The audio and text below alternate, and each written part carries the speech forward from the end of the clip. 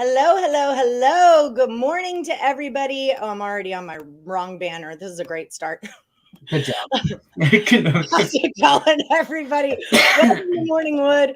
I'm Allie Burns, and this is Detroit Lenny, and we are super excited because it's Kentucky Derby time. We get to let our full degenerate out, just put some money in your bankroll that you would otherwise crumble up or light on fire. That's kind of how I feel about the Derby, because it's worth it. It's all worth facts. It.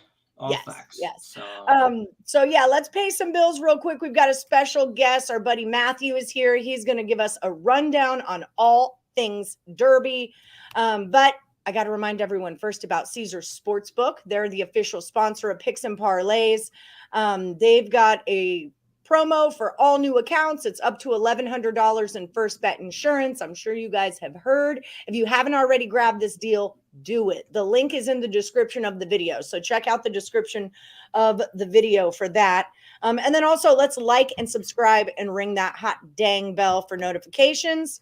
I feel like I want a whole Derby background, even on our Morning Wood background. I tried to be fancy today, Lenny. I'm not good at being a girl. You're not good at being a girl? Me neither. You look very dapper. I can't see you with these damn glasses. Too dark in here. I can't see shit. You look very dapper. This is my spring kind of polo look. I'm a polo shorts and polo kind of guy. Baseball hat normally, but I felt like this was my horse racing hat. Like if I was going to a horse race, this would be one of the hats I would wear. This is the hat you gave me. It's your grandpa's hat, right? Yep, my grandpa's hat. Yep. So I felt like this that was his sports betting hat. It's not just any hat. It was his sports betting hat. That's fair. So I figure like all I need now is just a little short fat cigar, and a mint julep, and I would be all about the Kentucky Derby. I've got cigars galore at my house. If you need a cigar, I'm gonna go beet juice. I'm going to go beet juice. That's fine. I'm sticking with my orange Gatorade for the record. Match my outfit. When I was going through my juice selection this morning, I was like, what matches my shirt? I'll go beet.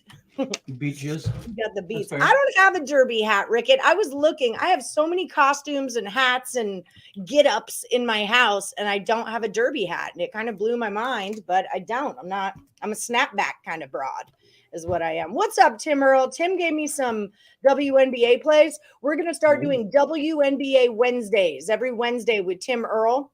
He's going to be our special guest to talk WNBA and also NBA and baseball and other stuff Tim's good at. But I'm going to start that off as a little gift to my ladies and to the WNBA. There you go.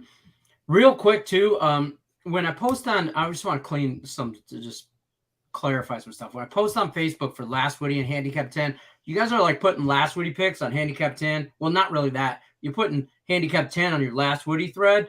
And like, again, I'm not trying to be a dick, but I'm not going looking for your picks. Yeah, you can't read the post that says Last Woody standing or Handicap 10 go here.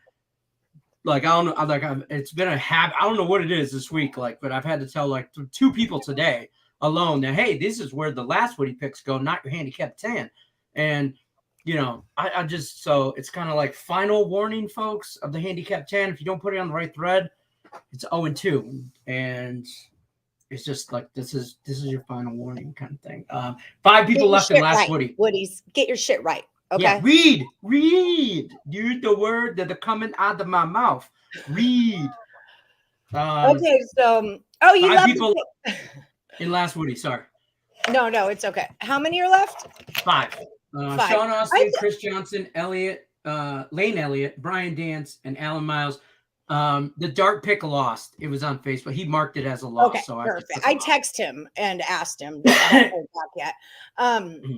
And then Ninth Wonder, I'm pretty sure he put a pick in yesterday because he was in the chat. We might have just missed it. Let's see what happens today. Yeah. Okay, so let's bring in our special guest for the day. You guys better have did your homework. Yeah, you better have done your dang homework. What's happening, Matthew? Hey, how are you guys doing? What's the thing on me? It's beet juice. God dang it, beet juice. Sometimes there'll be like something on the computer, and I'm like, oh no, that was on me. That was actually on me. You were coordinating the whole look, right? It was all the colors were all mixing. It was it's a whole it's a scene. Exactly. So tell us a little bit about yourself. I'm Allie. This is Lenny. We met before. We warned you. We are complete degenerates about this, but we love it. Yep. And we're so excited for all of our Woodies are really excited for you to come on the show and tell us about it. So tell us a little bit about yourself and how you got into all this. Yeah, sure. So Matthew DeSantis, I live in Northern Virginia, but grew up in Pennsylvania. My dad used to take me to the racetrack at Penn National. So I was just growing up, going to the track, learning how to read a racing form, using my allowance money to place $2 bets illegally, through my dad. And so love doing that. And our kids do that too. Yeah. Lucky that, growing up, I had a lot of friends who lived outside of Pimlico and for the Preakness, outside Saratoga for the great racing up there. So just always been around horse racing my whole life. Love handicapping. Had a little bit of a show. I write some columns for different websites, and people can find me on Twitter at the handle @FailedToMenace. Failed to what is it? Failed to Menace, which is a horse racing note. So sometimes when you read a horse racing form, it'll tell you a little note after each race. And I always thought it was very funny that they would say a horse failed to menace, because it implies that the horse wanted to menace. And I always, as a kid, had this impression of a horse making a really angry face, trying to menace the opposition and just not doing it. And the other horses laughing at him. So I always thought it was just a ridiculous note to have. And so when it came time to come up with the Twitter handle, I thought that would be appropriate. So that's darling. I watched that movie Get Hard last night, and he's trying to learn how to do his mad dog face. Is that your mad dog face? I'm very angry and tense. Exactly. Well, I love some of the just terms of horse racing, like failed to menace. I didn't know that one, but I like horse racing is dangerous to me, because I feel like I really, really, really would love it if I got into it and handicapped it and actually knew what the hell I was talking about, instead of going, you know what, that horse looks cool when they come out, and I like that guy's name. It's one of those things. There's absolutely, horse racing is one of those sports that it just, however deep you want to dive into it, there's more and more to learn. There is kind of a language unto itself. But to your point, Lenny, going to the track and just going, that horse looks really good, is actually a great way to start handicapping, because a lot of times the horse that looks the best in the paddock is probably going to end up running really well. If the coat's shiny, if the muscles are rippling, that tells you that horse is ready to roll. And so a lot of times, it's funny when I take beginners to the track, a lot of times they have a lot of success early because they don't fill their minds with all these numbers and all these facts, and they're just looking at the horse and going, well, that's a pretty looking horse, I'm going to bet on that horse. And that usually works out pretty nicely. All right. Shiny coat, muscles rippling. Got it. Yeah. Cool. Done. Check. All right. Things to look for. Check. Shiny coat. I grew up right down the. Taking notes. I grew up right down the street in Detroit. I'm from Detroit, Michigan, obviously, and I grew up in a Hazel Park racetrack. It's one of the only racetracks in the country that Vegas won't take action on because it's crooked as a $3 bill. Okay. But 100. But he might be there still, Jimmy Hoffa. He might be buried there. But special on him. I think he's buried in that Republican building thing in the concrete. That's what I think. It's possible. He's buried. I think he's scattered. Everybody, I think he's there's parts of him might be out at Lake Mead in Vegas. So but my dad and my uncles, it was always like a big thing. My uncle Eddie came over, and he was telling my dad, you would see him with the paper and, the sheets, and he'd be like, Leonard, we got to go, and my dad would be arguing with my mom because he'd be like, look, I'm taking the rent money to the track, or something like that, and I'd be like, I got $5 I made, throwing papers around or whatever. Can I bet $5 on this horse? And I won one time. One time. And this is how I learned to really pay attention to sports betting. I won. And I gave my uncle $5 and I won like $75. Wow. Right. And he gave me 65. And he said, this is called the VIG. And I'm I won. And he goes, when he explained to him, I'm like, I won. He's like, you got to pay a handling fee. I didn't drive to the track and make that bet for you for nothing. And that's where he explained the juice. And I was like, son of a So, you know, but I was hooked ever since. Yeah, So mine was I lived in England and I went to a race at Newmarket, and Okay, I'd never been to a horse track. And I'm from Houston. We have dog tracks. Like I grew up by the Greyhound dog track. But you know, I'm in England. I'm an American girl in England, and there's a horse named Rosa Parks, and I'm like, put it all on Rosa Parks, and the bitch won. Yeah, and I was like, right. Here we go. Let's go. So that's what it's all about. I'll tell a funny story. My daughter's name is Charlie, and a couple of years ago, Hot Rod Charlie, the horse. Yeah, of course. And so I told the kids we're watching or whatever, and my 3 youngest, I'm like, you know, hey, I'll give you each $2. Pick a horse. Just pick a horse, whichever one you like. I explained the odds to them a little bit. You know, there was some math involved. I thought it was a teaching parent moment. It's a teachable moment. Yeah, exactly. And so my daughter obviously says Hot Rod Charlie for sure, and she's been every year, like every month, she asks me when the Kentucky Derby is on again. So she's hooked for life. But we still call her that. That's her name. We still call her Hot Rod Charlie. Like that's just her name. I love it. You know, that's a good horse to pick too. Hot Rod's that's a really nice horse. Didn't win the Derby, but a really nice horse.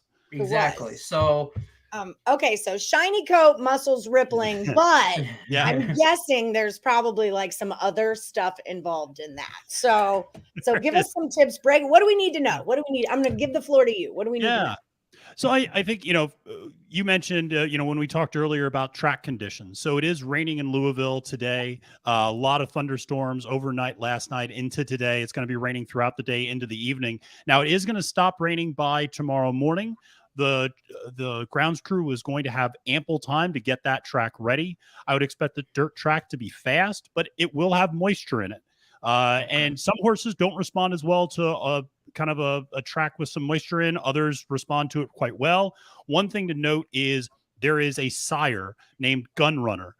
He's a horse that has really great offspring, and he's kind of a young sire, and his offspring, there's 2 offspring of his that are in this race. One of them is the horse Taiba, and the other is the horse Cyberknife. And so the 2 of them are they're on my list. They're Gunrunner progenies. And here's why I bring Gunrunner up is because his offspring are winning 35% of races that are run on wet track surfaces. So they are horses that very much so like moisture in the surface and will respond well to those conditions.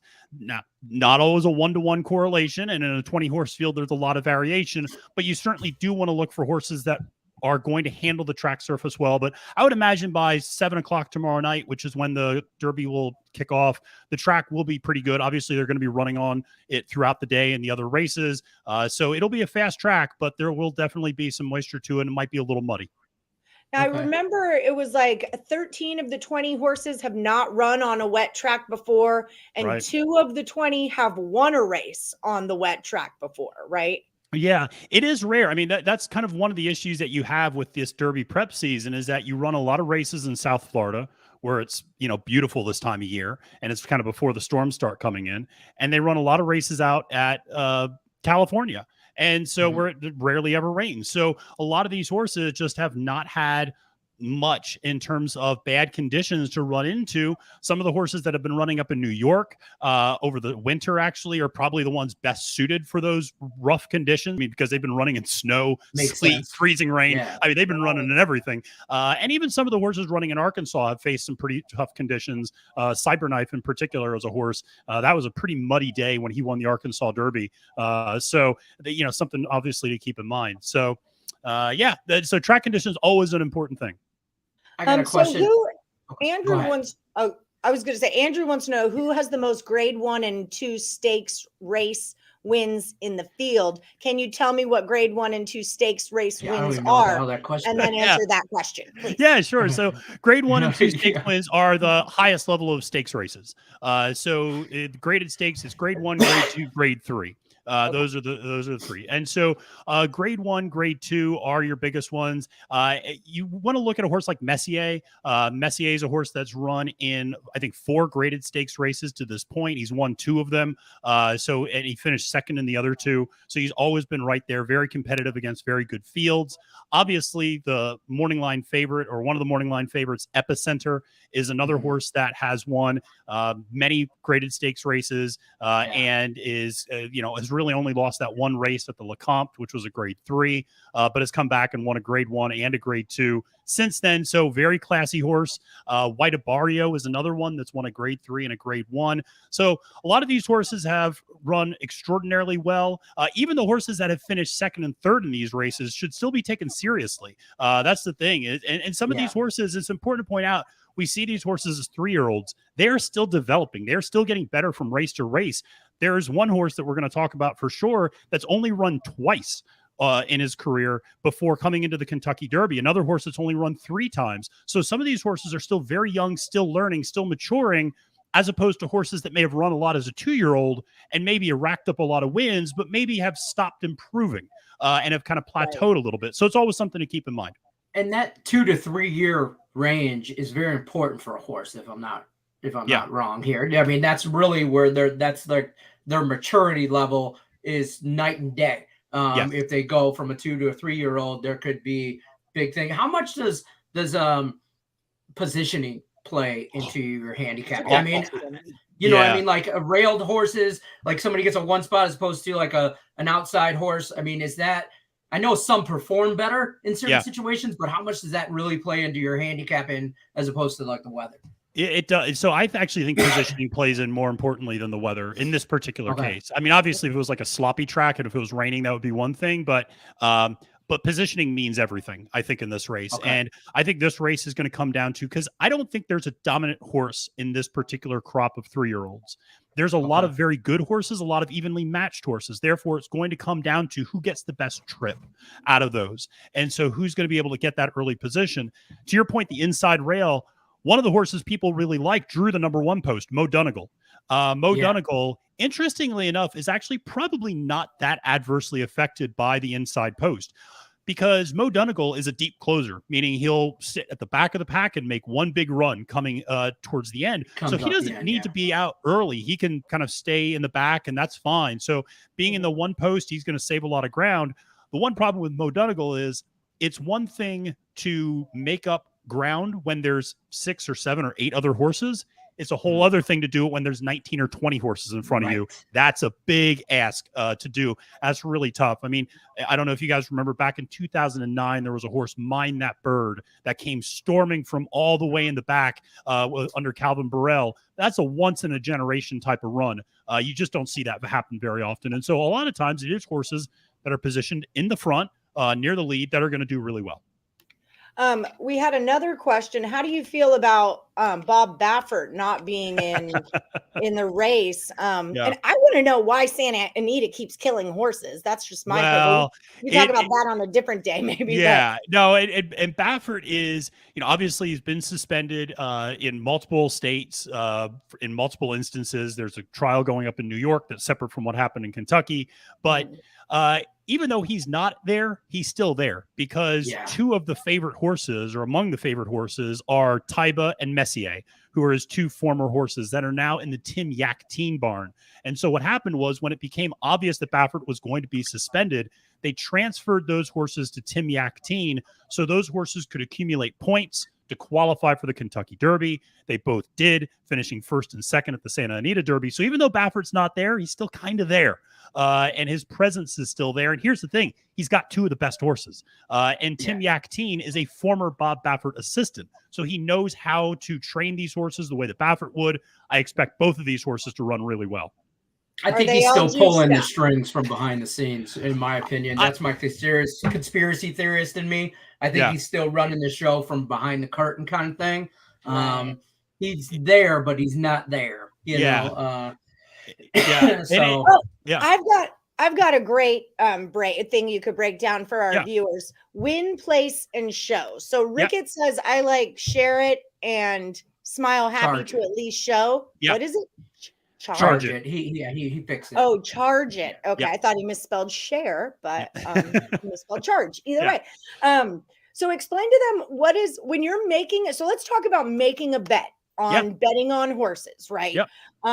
There's box trifectas. There's all these different, you can bet a win, play, show. So for just a novice person, like if I want to go make a bet tomorrow, how should I do it? Because I know, it might be a $1 bet, but that $1 bet could be like a $15 bet if you've got all the guys in there. So so there's kind of two ways to do it. One is just kind of a straight bet, a win, a place, and a show. Win is obviously to win, to finish first, if you bet a horse to finish first. A place is that you bet the horse will finish first or second.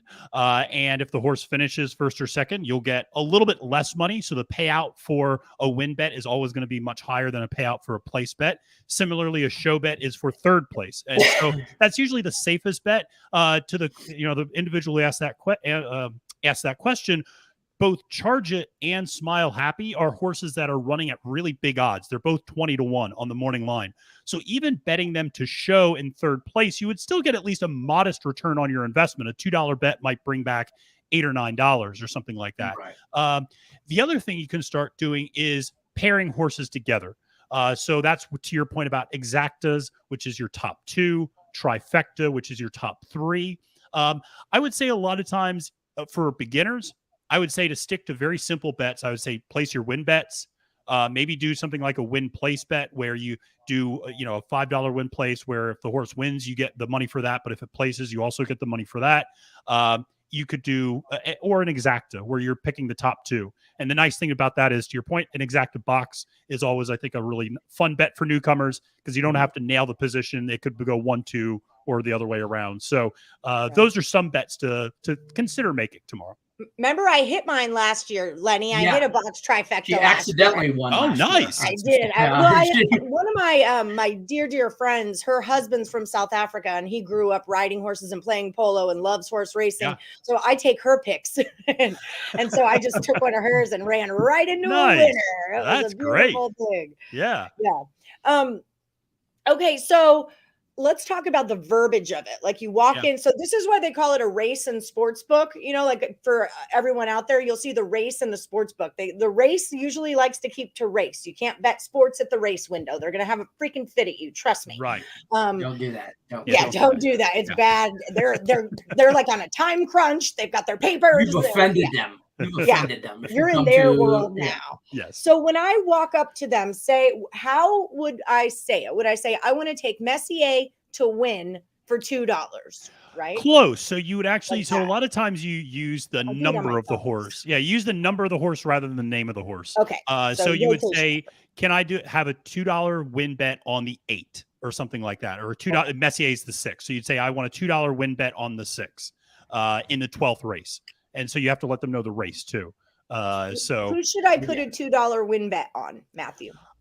So one of the horses, and we can talk about this horse later. One of the horses I like, I do like Messier actually quite a bit. And that's who I picked up top. But if you want a really big payoff, Simplification, the 13 horse, is going off at 20-1, and I absolutely love this horse. I think this horse is going to run really big, and if you hit a win bet there, it's going to pay out really well.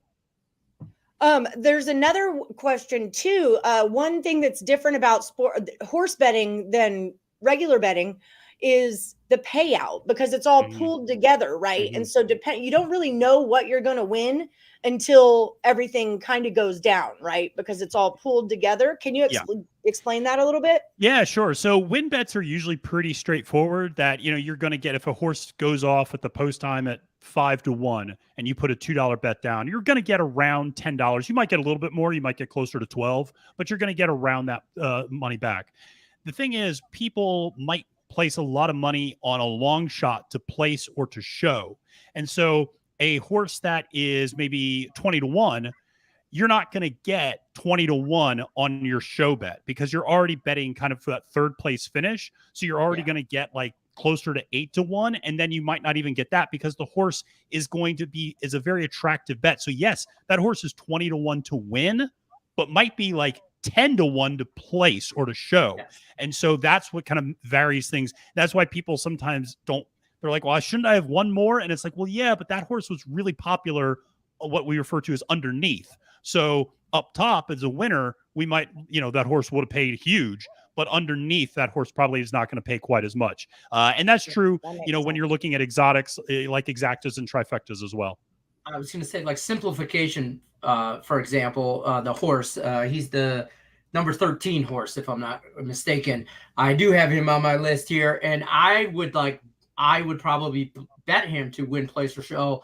And now if he wins, my payout's going to be obviously way more than if he was to just come in third. But I think that's a horse at 20-1. There's good odds that I think he's gonna be on the board. Let's put it that way, in my opinion. I like that horse. I got a few though that I like, but my question too, I had another question I thought of last night. And do you like, so it's a day before the Derby. Now for us who bet, like, say, baseball or hockey or whatever, like right now I'm betting tomorrow's hockey already because I'm jumping on those early lines. Does that play into handicapping or much? Or like if I'm betting my horses today, should I bet my horses today or should I wait closer to race time? Does that factor in at all? Yeah. Or that is a good question. I've been doing my homework on this shit. I'm just telling you right now. I would probably wait until closer to post time. And I'll tell you that for a couple of reasons. One is, Ali brought up the track conditions, and that's something to consider. And it's also important to watch because they're going to be running lots of races on the dirt before the Derby. And you can start to see if there's a potential track bias. Are horses that are breaking inside running well? Is referred to as a golden rail. So is the inside going really well? Are horses that are running outside not performing?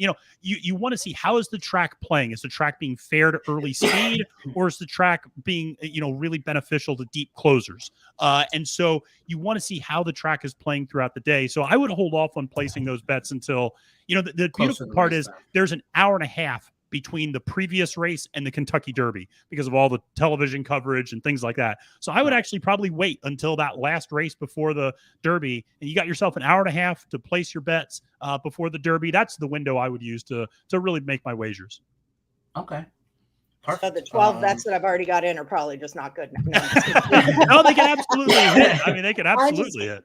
Yeah, I haven't made any bets yet. I wanted to talk to you. I haven't made any bets yet. I wanted to talk to you and Lenny about this. Yep. But that's a really good point. I mean, it's like in the NBA, we wait to see who's playing. Before you make your bet, you want to wait. Like I already have hockey bets on for tomorrow.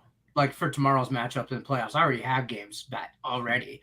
So, but that's obviously a different, not just a different sport, but it's just a different realm. We kind of preach sometimes like bet your lines early. Before they shift and stuff like that. But in this situation, outdoor, you kind of want to see how the track plays because there are races prior to the Derby. Like two or three races or something like that. There's 11 races before the Derby, so it's a 14 race card. The Derby's the 12th race. 12. That's another thing. When you walk up to the thing and say $2 win bet on number 13. You want to say what race it is too, because there's a race going on as you're making this bet. You're going to get on that race, so you're going to say. I've definitely been told by the woman at the race window. She's like, "Sir, the 13 is not running in this race." And I'm like, "I get it. I'm sorry. Yes, the race 12, not race 8. Sort of thing. Yeah, my bad." Right. So I just want to prepare them for it's scary walking up to a window and I walk up to windows and make sports bets all day long, but walking up to that race window is like, they know I'm not one of them. It's intimidating. I'll tell you what, it is. It can be intimidating, but there is nothing better than at a racetrack with a $1 hot dog and a lukewarm draft beer, and you're watching horses go, and these things they're magnificent creatures. First of all, when you just think of the engineering of a horse, how big that body is and how skinny those legs are, and I mean, it's an incredible. That's why they call it horsepower, man. It's an incredible creature, the horse. Anthony Manzano wants to know what horse in the field for the Derby is the favorite to win the Triple Crown this year. That's a really good, great question, Anthony. I don't know if there's. I don't think there's a Triple Crown horse in this field. I don't think there's just in this crop. I think it's a very evenly matched crop. If I had to pick one, based upon how I think things might play out, I would say a horse like Zandon probably.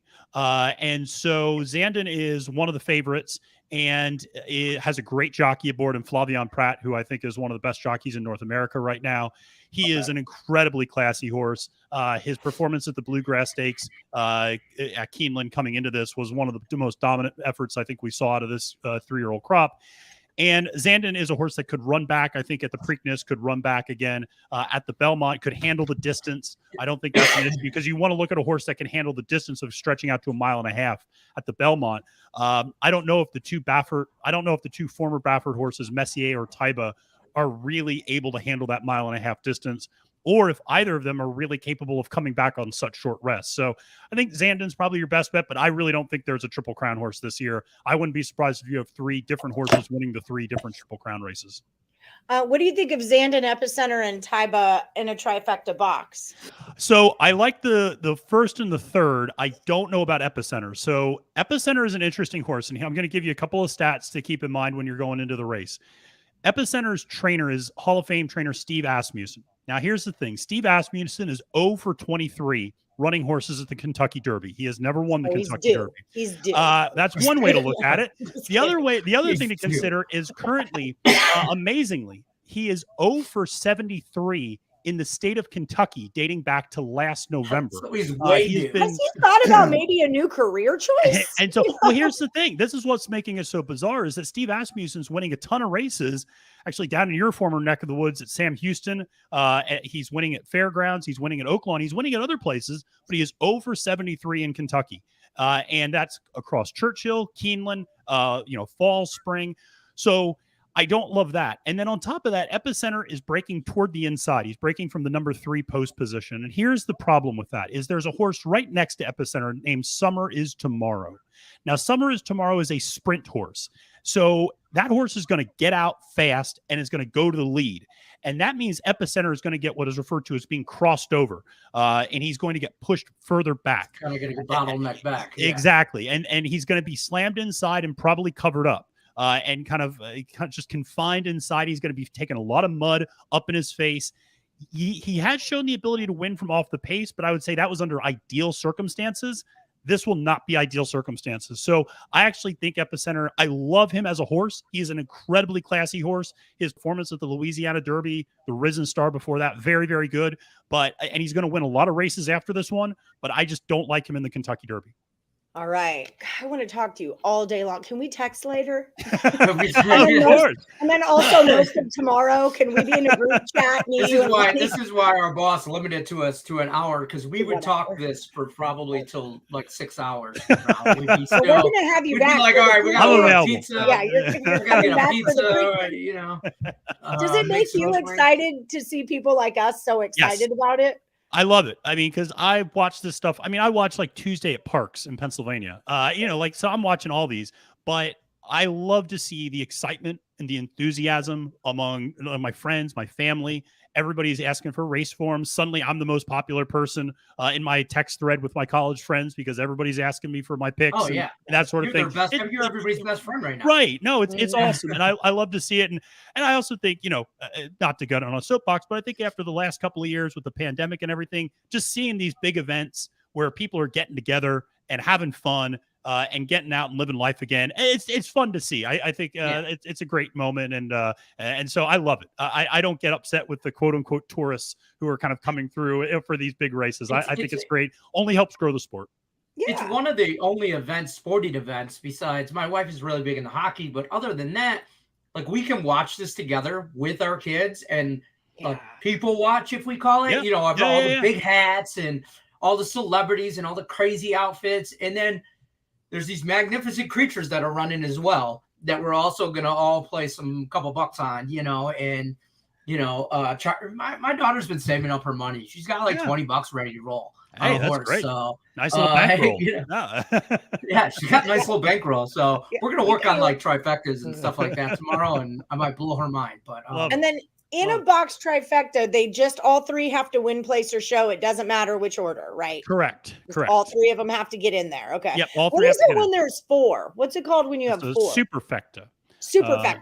Okay. Because I always do 5, 6, 4, 3. Whatever it is, it's just a number from a thing from back in the day. 5, 6, 4, 3. it's a thing. But that's actually not a bad ticket to play. Okay, good. That would be. I'm trying to think. 5 is Smile Happy. 6 is Messier. 4 is Summer's Tomorrow. That's probably your weak link, and then 3 is Epicenter. So that's 3 of those 4 are really good. Tomorrow is a fast starter, okay, and he's right in front of Epicenter. Taking notes. Yeah, fast starter, early horse that will cover Epicenter. Yes, this is true. This is good notes. A+ as a student. I'm elbow deep right now. Yeah. Craig Trapp likes Mo Dangle as well. Or I don't know. That's what Kate wanted to know. How do we feel about Mo Dangle 7-1? Yeah, Mo Donegal. Yeah, Mo Donegal 7-1. Here's the thing. I really like that horse. He's the one that's going to be the deep closer. He and Barbara Road are the 2 horses that are going to come charging late. Yeah. What they need is a very fast pace up front. Now they may get a pretty good pace. I think there's Summer is Tomorrow, Classic Causeway, Taiba, Messier, Simplification. There's a lot of horses that want to be on or near the lead. So, Epicenter. So I think it's very possible that Mo Donegal does get that strong pace. My biggest problem is how is Mo Donegal going to navigate through all of that traffic and get to the lead? And that's the biggest issue that I have with Mo Donegal. What I will say is his jockey, Irad Ortiz Jr., is one of the most aggressive jockeys on the circuit, sometimes to the detriment of being dangerous. And quite frankly, it will be must-see TV watching Irad try to bully his way to the front through 20 other horses. It's going to be a lot of fun to watch, that's for sure. But I think the pace might just not be quite fast enough for Mo Donegal. All right, so there's that. Yeah. So there's that. You're not going to hate. That's my grandpa's hat, Sean Austin. So you better not be hating on it. That's my grandpa's hat right there. Him and his hair. We have to have it. Love it. AJ's needs a nice trifecta box. So. All right. So I'll give you my trifecta that I'm going to go with. So I'm going to go Messier up top, Simplification second, and Zandon third. So that's my top 3. If you want to throw Charge It in there for the superfecta in the 4th spot, I wouldn't blame you for that. So that's kind of where I'm going. Who's the 4th one? Charge It. Horse, right? Todd Pletcher horse. Yeah, very green horse. Actually hit the gate the last time out, which was just embarrassing. Is still kind of working out the kinks. Has only run 3 races before, but has a ton of talent. And who was the third horse you said? I'm sorry. Zandon. Zandon. That's right. Yeah, Zandon. He was the morning line favorite. Love Flavian Pratt. The biggest thing with him is going to be the same as Mo Donegal, getting away well. He's also had some gait issues. He actually hopped at the start one time. So he's had some gait issues coming out. If he can just sit mid-pack, if he can just sit there maybe 10, 11, 12, if he can sit in that position, love Zandon's chances then. If he gets shuffled a little too far back, then it's going to be a lot for him to, chew coming for home. But very, very classy horse. I love classy horse. It's a classy horse. What's the opposite? What's the opposite of a classy horse? Are there like white trash horses out there? That horse. We try to use nicer language. I don't know. Is there an opposite of a classy horse? I don't know. Sometimes we would just like say a Lenny horse. We could just call him a Lenny horse. We'll just say a Detroit horse. A horse that fails to menace. We'll say that. Oh, I love it. So we'll do the callback. Bam. Nailed love it. If there was a horse named Morningwood in there, it would take all my I would empty my bankroll on Morningwood. I would have so many fectas going on. There was a horse a couple of years ago named after the guy who owned it was a Red Wings fan, a Detroit Red Wings fan, and he named it after one of the players from back in the 90s or whatever. Yeah. And I forget. And I was like, my wife had to we had to have a conversation on how not to take more money out of the ATM to put on. I was like, man, I'm betting the whole car.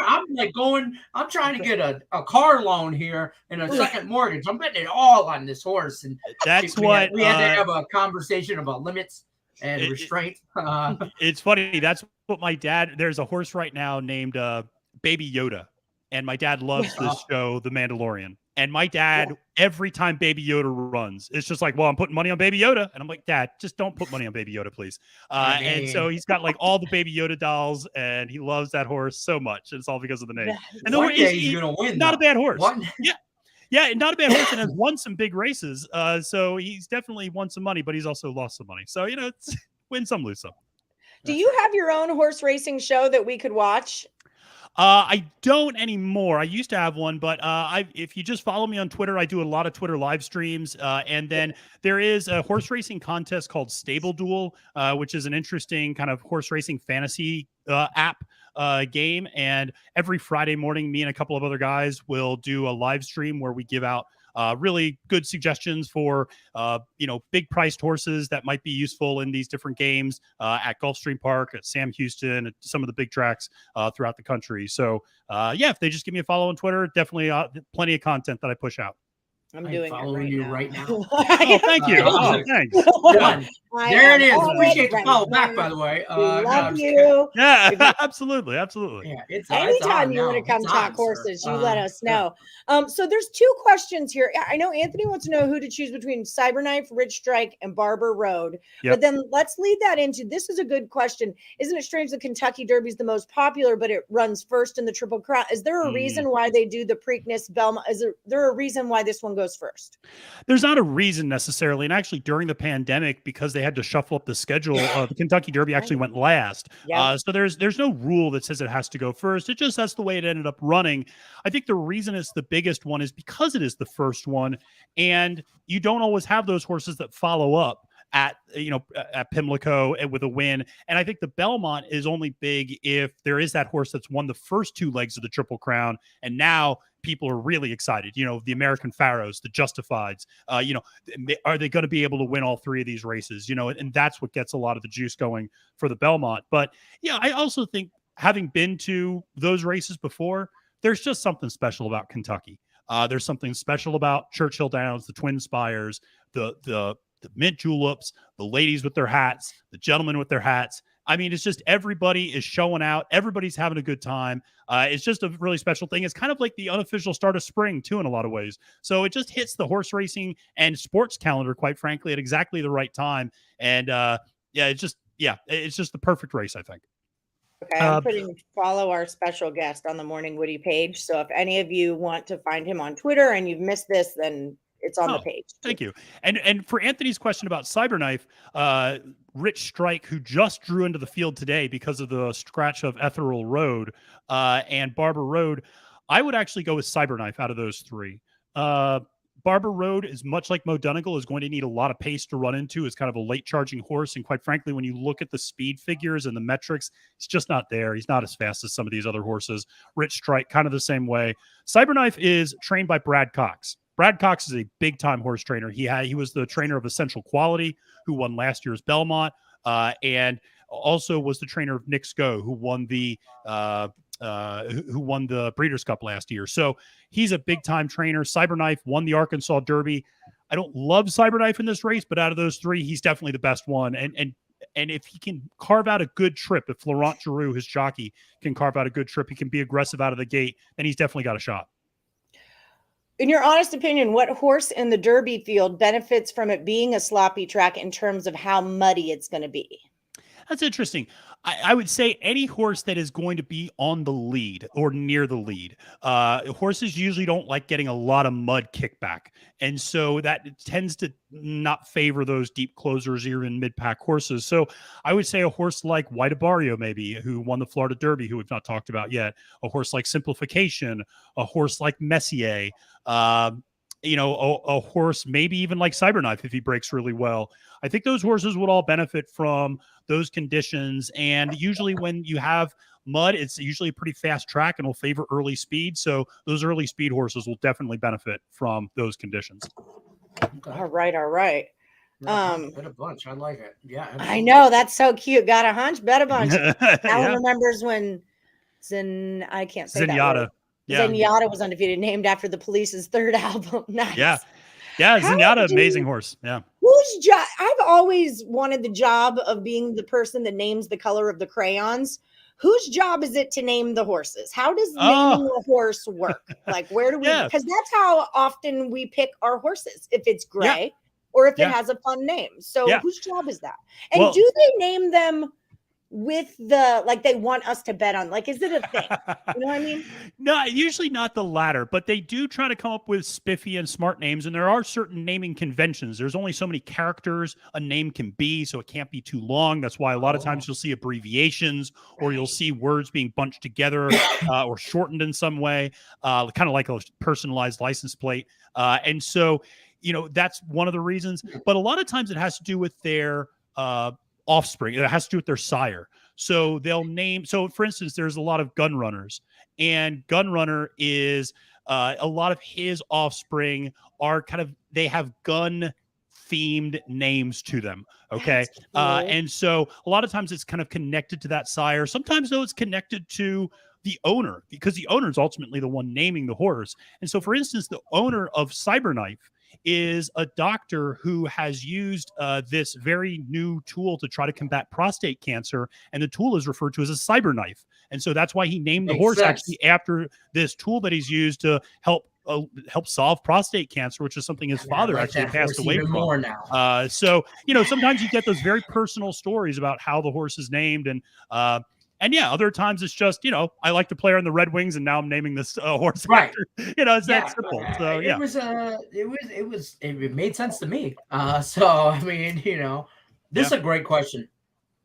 Yeah, with emphasis on speed breeding nowadays, how do you feel the so-called super horses lately, Triple Crown contenders, lack in legacy with the legends of old? Yeah, it's unfortunately we are breeding horses in a way that is detrimental to their long-term health. You brought it up already, Allie. These are huge animals with these really skinny legs, and quite frankly, they're not meant to go as fast as they do sometimes. And they don't heal. Like if a horse breaks his leg, it's over, right? It is. It is. And it's not over that day, though, right? Yeah, yeah. And it's not just because. And the important thing is, it's not if a horse breaks his leg, it's not over because they go, oh, it's not a useful horse. Like horses can't. They can't operate without it because they're just going to be laying down all the time, and that opens them up to all these other potential infections and diseases and things like that. So it is, I think the breeding is a huge issue, because back in the day, you would see horses running, really elite horses running 20, 30, 40 races in their career. Now a horse will run 5, 6, 7 races. And if they win a couple big ones, they retire and immediately go out to pasture to stud. And so they're not being bred for endurance. They're being bred for speed. That's why you see a lot of, that's why a lot of horses don't do well at the Belmont, for instance. That's 1.5 miles, because they're not bred to do that. Right. And one of the interesting things from all of this is there's a horse in this race that I think a lot of people are rooting for, Crown Pride, Japanese horse. And the Japanese are doing things the right way. They are breeding in a way that is highly effective. They won 2 races at last year's Breeders' Cup. It was the first time a Japanese horse had ever won a Breeders' Cup. They won 2 of them within an hour. Then they go over to the United Arab Emirates. They won 5 races that day at the UAE Derby against the best horses in the world from Europe, America, everywhere. So Japan is peaking at the right time. They breed these horses the right way. They train these horses the right way. And what's interesting is they're coming over to Kentucky and buying our best brood mares, our best older female horses, and taking them back over to Japan, breeding them the right way, making sure the bloodlines are further apart, breeding them for endurance. I think a lot of people are rooting for Japan because we see the future of the sport and what they're doing. And we hope that American trainers and American breeders take their initiative there. Wow, that's really interesting. We loved the Japanese horse last year. Remember, we were all into that horse last year. The Red Wing horse, by the way, was Nyquist. Oh, okay. Oh, yeah, Nyquist. That's right. Yeah, it was like really good horse. 5, 6 years ago or whatever. Yeah. Nyquist was his name. And he was like the favorite at one point. Look, I won money on him. I don't care what he says. He's a damn good horse. So just carrying on what you just said, why is it that we do that? Is it just money? I mean, is that what it is? It's money. Part of it is money, and part of it is we also have a lot of dirt racing here in the United States, and that's a different phenomenon. Over in Europe, it's all turf racing, and they don't have dirt races. You would know this going to if you went to Newcastle, like it was all on the grass, or Newmarket. It's all it's all on the grass over there, and that's a different type of breeding too, and it's actually a little bit of a safer surface to run on. But in America, the big money competitions, the Kentucky Derby, the Preakness, the Belmont, the Breeders' Cup, Pegasus World Cup, They're all dirt races. And so it just leads to a different type of breeding, a different emphasis on speed. And so that's why also European horses tend to be a little bit healthier too. I like a lot of, those horses that are coming over in the turf races, and we'll actually see a couple of those on the undercard on Kentucky Derby Day. Are there any horses from Ireland racing in it?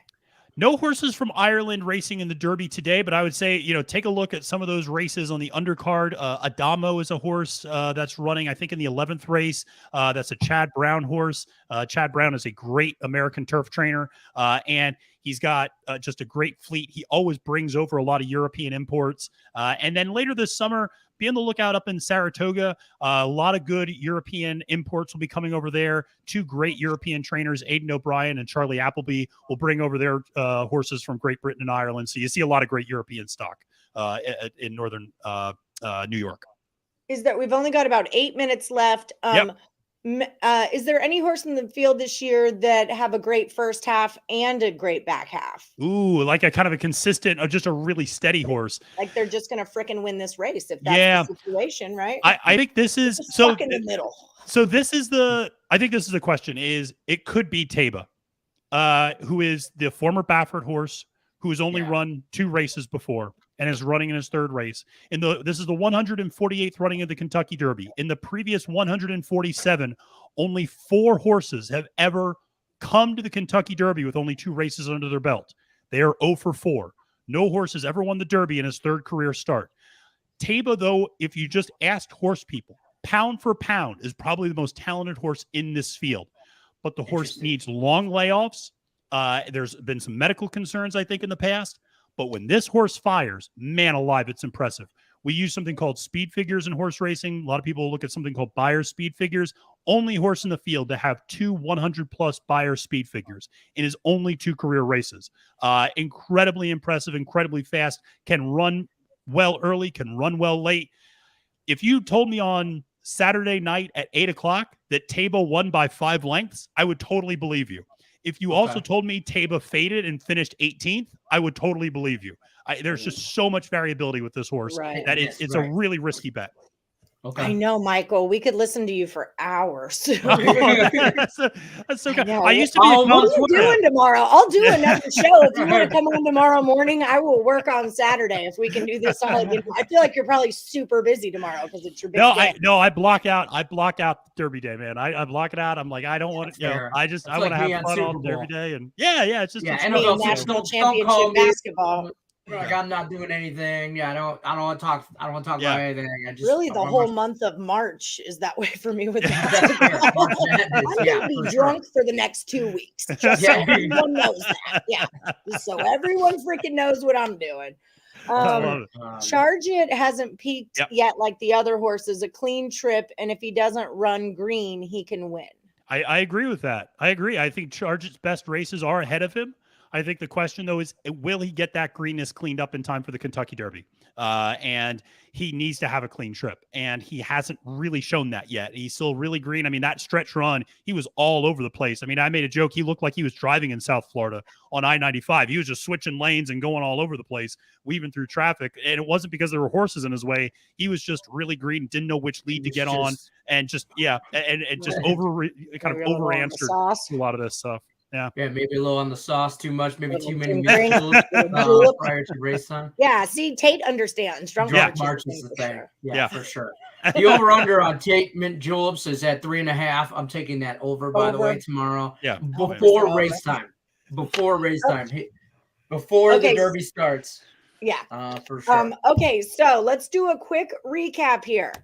Shiny coat and muscles rippling. That's actually a good thing if you're picking horses that way because your horse looks ready to go, right? We're looking for horses that look like they want to be there, okay?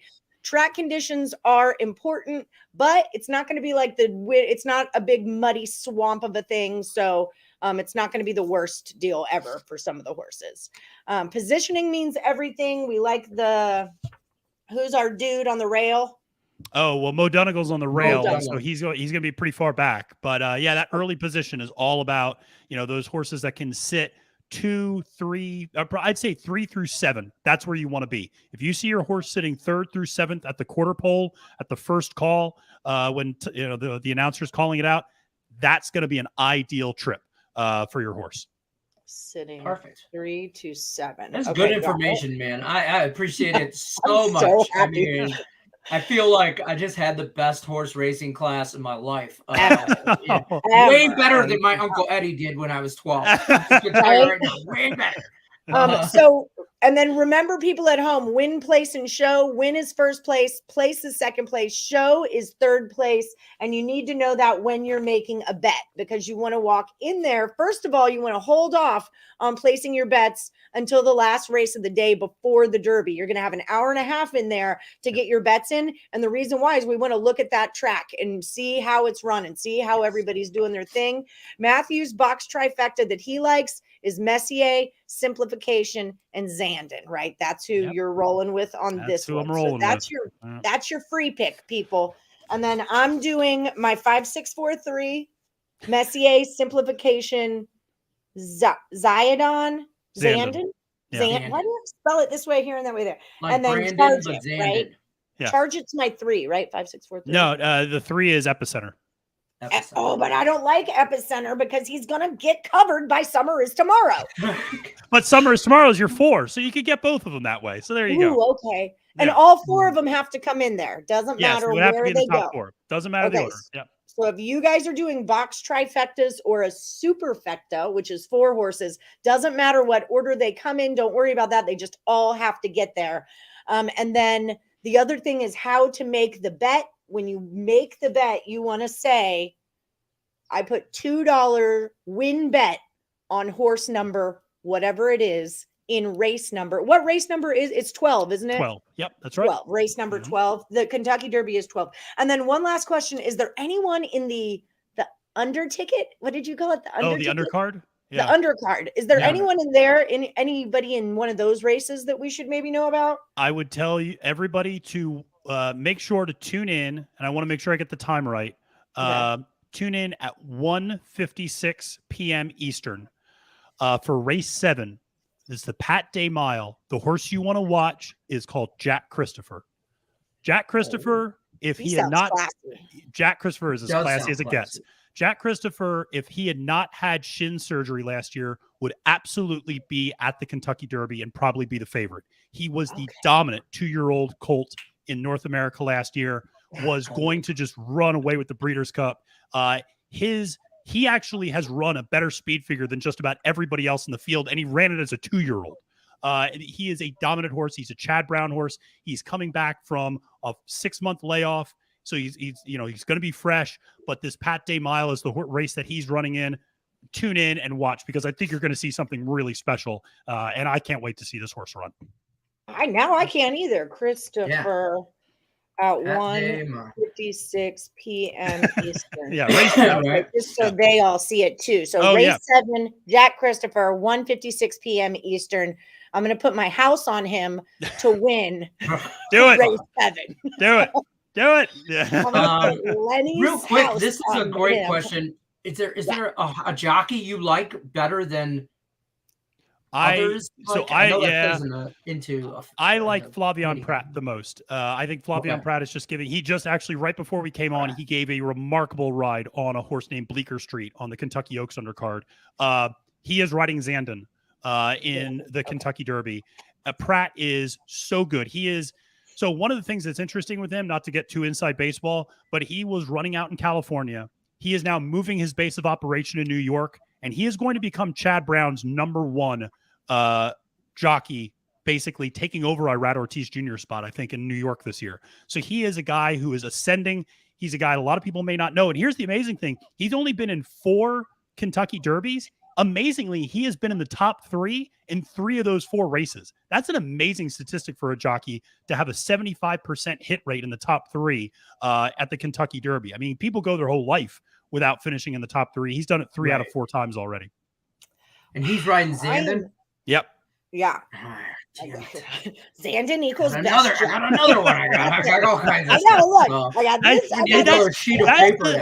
That's the thing about this year's field. That's the thing about it. You could honestly make an argument and fall in love with about 10 to 12 horses in this field. And it's going to make for a great race. And it's going to make for great betting too, because you're going to get some big odds on a lot of these really good horses. How many box trifectas should we be putting out? Like how many total bets should we be making, kind of a thing? I will always I'm more conservative. I always go to the side of like less is more. So I would, I pick maybe 1 or 2 win bets.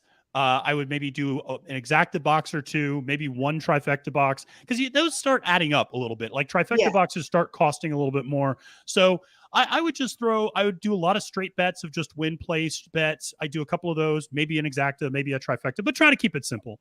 Okay. Don't because those exacta trifectas, they don't hit very often. So don't overwhelm and you want people to have a good time and not feel like, oh, I just lost $100. That's right. Yeah. Cause that's why I opened the show by saying like, take $20 or $50 that you would otherwise light on fire, because it's that, exactly. It's that kind of a thing. It needs to be money you don't need. Like I'm not using my bankroll. I'm going to put money into my bankroll for this. It's that kind of a deal. Yeah. Okay, guys, we got to wrap things up. Matthew, thank you so much. I want you back for Belmont. I want you back for Preakness. Happy to. Yes, and everybody follow Matthew at Failed to Menace. We are all going to be your followers. We love you so much. Guys, don't forget to like, subscribe, ring that bell for notifications. Have a great, safe Kentucky Derby day. Drink a mint julep for us. Good luck, everybody, unless you're against Lenny. That's true.